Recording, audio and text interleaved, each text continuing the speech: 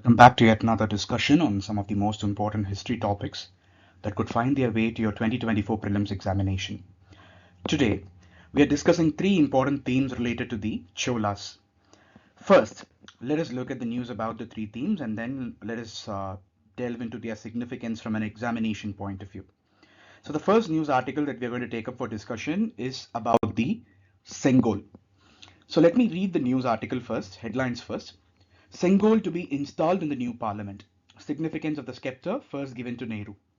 The Sengol gets its name from the Tamil word semmai, meaning righteousness. The scepter is a historical symbol of independence as it signifies the transfer of power from the British to the Indians. So this is the first news article. Okay. The second news article is about Nataraja bronze sculpture from Swami Malay in Tamil Nadu. So let me read the headlines. A 28 feet Nataraja bronze sculpture from Tamil Nadu Swami Malay to grace G20 summit venue in New Delhi. The statue, believed to be the world's tallest, weighing 19 tons and made of 8 metals, has been sent by road to New Delhi. It was made by the sons of legendary sculptor Deva Senapati Sthapati. So, two themes can be discussed from this second article.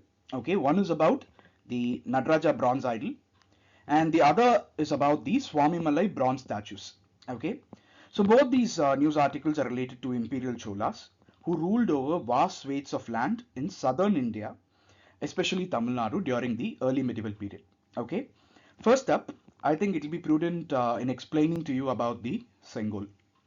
So let me take up for discussion the Sengol. So what you see on the left side of the screen is the original Sengol. Okay, so the Sengol scepter is derived from the Tamil word semmai, and this has been installed near the Lok Sabha Speaker's chair in the new Parliament building. Okay, so that is the news that has garnered great attention all around the country. Okay, last year the new Parliament building was inaugurated. So on the occasion of the inauguration, this Sengol was installed near the Lok Sabha Speaker's chair. So the scepter is a symbol of righteousness and authority, and traditionally it's made of gold or silver, and it was decorated with precious stones. Okay, so what's the significance, historical significance of this Sengol? So this Sengol was used by emperors or ceremonial occasions. Okay, emperors used this on ceremonial occasions to represent their authority. So this particular practice of using Sengol originated from the Chola dynasty of South India. Okay, so during the Chola period, the Sengol passed down from one king to another as a mark of succession and legitimacy. Okay, and moreover, the Sengol also symbolizes the expectation of just and fair rule by the recipient. Okay, it basically symbolizes the expectations of a just and fair rule by the recipient. So following that, in the Madurai Nayakas dynasty, the Sengol was placed before goddess Meenakshi in the Madurai Meenakshi Amman temple. Okay, and then it was transferred to the throne room. So this was to basically represent the king's divine role in ruling over the people. Okay, and moreover, specifically in Tamil Nadu, the Sengol is also regarded as a mark of heritage and tradition, and it's used in various cultural events, festivals, and ceremonies. So, in the previous century, the Sengol basically held a great amount of significance because that is what is basically being discussed and debated till today.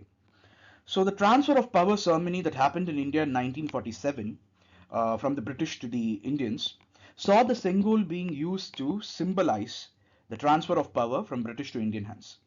Okay, so Thiruvadurai Adinam in Tamil Nadu. Adinam is basically Saivite religious head.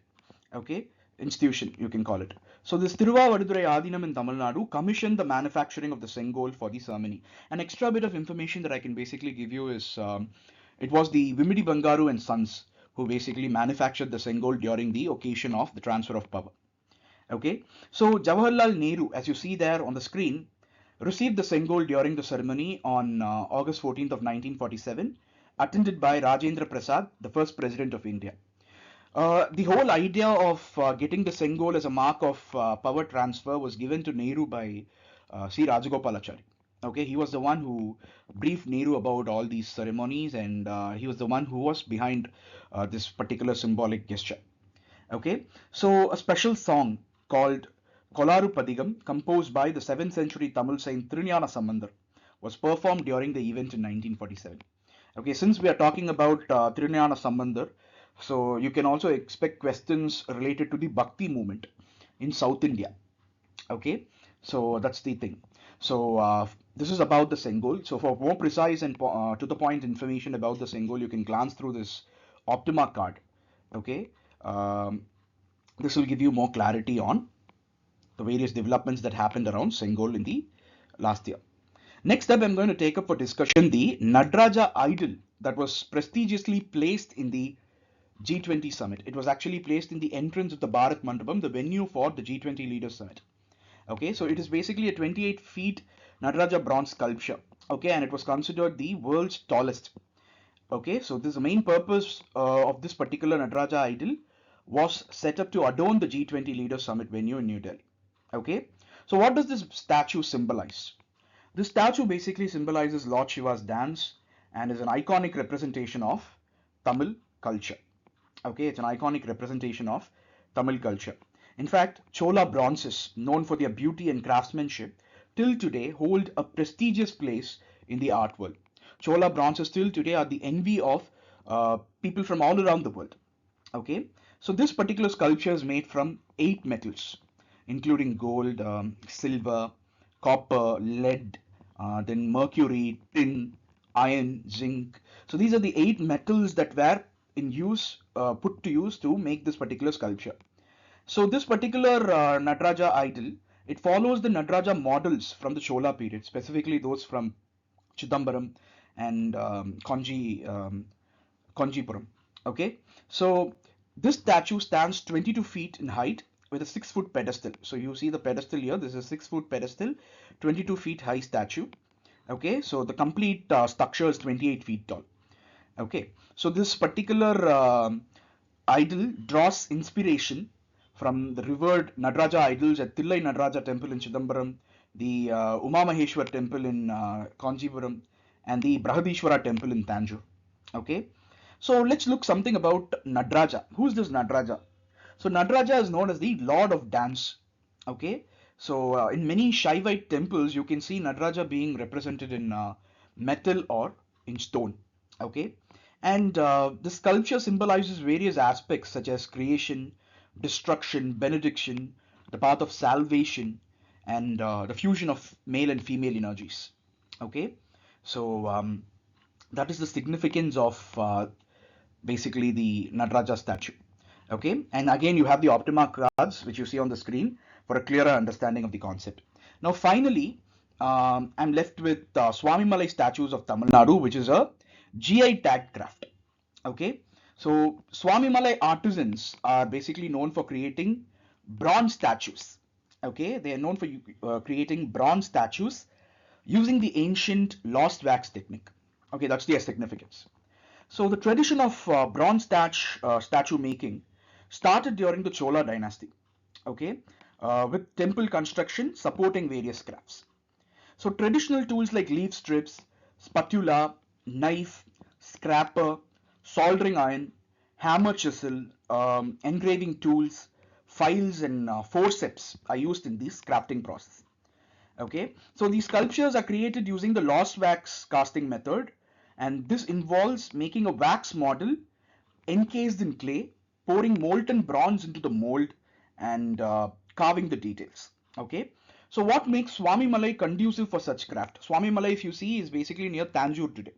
Okay, so Swami Malay has abundance of alluvial soil near the Kaveri river.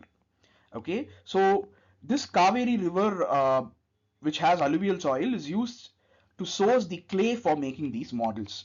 That's why Swami Malay today stands as a testimony to these bronze statues. Okay, so this tradition of Swami Malay bronze statues has evolved over centuries, and it had attracted artisans, many artisans, to this particular region of Tamil Nadu. Okay, so initially the statues were religious, representing Hindu deities, but there is now a demand for cultural figures from epics like Ramayana and Mahabharata. Okay, and this Swami Malay bronze idols has been awarded geographical indicator tag. Not now, long back, I guess in 2018. Okay, so this tag was awarded for Swami Malay bronzes to ensure the authenticity of the craft and to guarantee that it's a genuine original creation from the region. Okay, so you have the Optima cards here, so you can go through it to get a better clarity. So with the discussion done and dusted, I think it's time for us now to look at the areas to concentrate on for a complete knowledge of anything related to this topic. So all these news articles commonly lead to one place, which is the Cholas. Okay, so when you come across this particular news article, you have various areas to cover with regard to the Cholas. First and foremost, the sources. Okay, so sources, it's a very important topic with regards to the Cholas because there are more than 10,000 inscriptions on copper and stone. Okay, which give us information about the Cholas. These inscriptions are available both in Tamil as well as in Sanskrit literature. Okay, so sources is a very important area that you have to touch upon. And then when I talk about the Cholas, there were two sets of Cholas. The first set was during the Sangam period. The second set of Cholas were the imperial Cholas during the early medieval period. So mostly questions will be asked from about the imperial Cholas, their political history. So when we talk about the political history of the imperial Cholas, we'll have to concentrate on three important rulers: Rajaraja I, Rajendra I, and Kulatunga I. Okay, so Rajaraja basically can be remembered for building the Brihadishwara temple, for capturing Ceylon, that is Sri Lanka and Maldives, and he is a great ruler. And then Rajendra I is known for capturing up to the region of Bengal. Okay, he was known for bringing water from the Ganges down to his new capital, Gangaikonda Cholapuram. Okay, so he also assumed the title Gangaikondan. Okay, and then Kulatunga Chola, he was the one who abolished many taxes. He sent embassies to China, so you can remember him for that. So that's another political history that you're supposed to concentrate on. And then after political history, you have to talk about the administration. Chola administration was known for its elaborate local self-government. Okay, so the whole kingdom was divided into provinces, mandalams, then valanadus and nadus. So administration filtered down till the lowest level. Okay, administration filtered down till the lowest level. And then talking about their religion, the Chola rulers were ardent Shaivites, worshippers of Lord Shiva. And during that period, there were a lot of conflicts between the Shaivites and the Vaishnavites. So that's an area you have to study. Okay, and talking about Chola society, it was during the period of the imperial Cholas that Tamil Nadu witnessed Aryanization and Sanskritization. Okay, and moreover, the caste system was also prevalent during that time, and the practice of Sati, Devadasi system, all that started emerging in this part of the country. Okay, and then talking about literature, which acts as an important source material, Tamil and Sanskrit literature flourished during the Chola period. In fact, notable works like Kamba Ramayanam, Periya Puranam were written during the period of the Cholas. So you have to concentrate on the other literary works as well. And architecture, many questions could be asked from this because Cholas were known for their grand architecture. They were espoused the cause of the Dravidian style. Okay, so they constructed huge temples made of stones. They used stones particularly for durability. Okay, and these temples had intricate frescoes and sculptures. Okay, so till today, the Brihadishwara temple um, stands testimony to the Chola style of architecture. It's known for its shadowless vimana and unique sculptures. Okay, and then another important area to concentrate on is the Chola bronze sculptures. So this was, as I told you, created using lost wax casting process. Okay, this is highly sought after, especially for the iconic figure of Lord Nataraja. Okay, so these are the areas that you will have to concentrate on with regard to the Cholas. Apart from this, as I told you earlier, you'll also have to look at the Bhakti movement in South India because Cholas espouse the Bhakti saints of the South. Okay, so we'll now look at a few questions related to this topic so that you will get an idea of what to expect in the examination. Okay, first question. In the context of the history of India, consider the following pairs. So they've given the term and the descriptions. You have to find out which is correctly matched. The answer basically is here. 1 and 3 is correctly matched. So Eripatti land is revenue from which was set apart for the maintenance of village tank. Gatikas were colleges generally attached to the temples.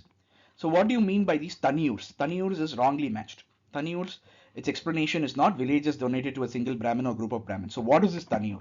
You find that out. Okay. The next question. The Chola king who adopted the title Gangaikonda Chola was it Rajaraja, Vijayalaya Chola, Rajendra I, or Was it more than one of the above or none of the above?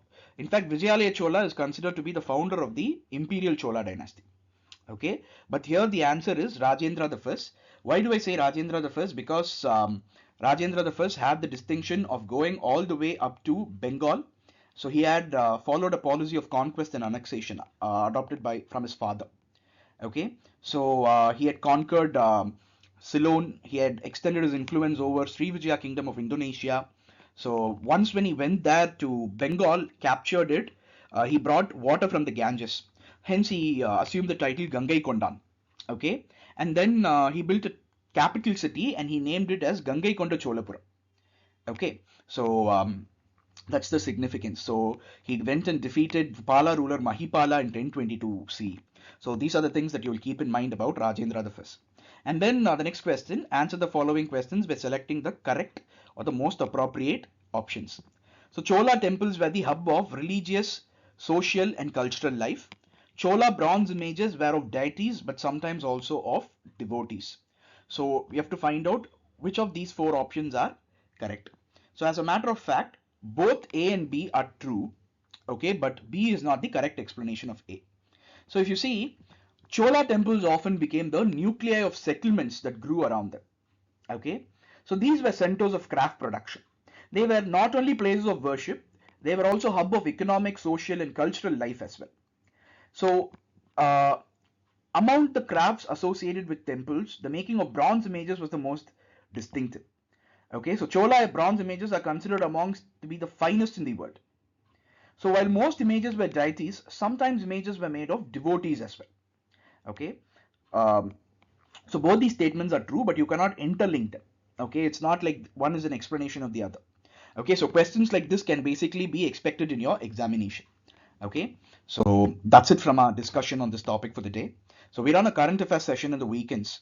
So for up-to-date knowledge on the current developments, you can join our weekend sessions as well. Okay, so for more such videos, like and subscribe to our channel. Thank you.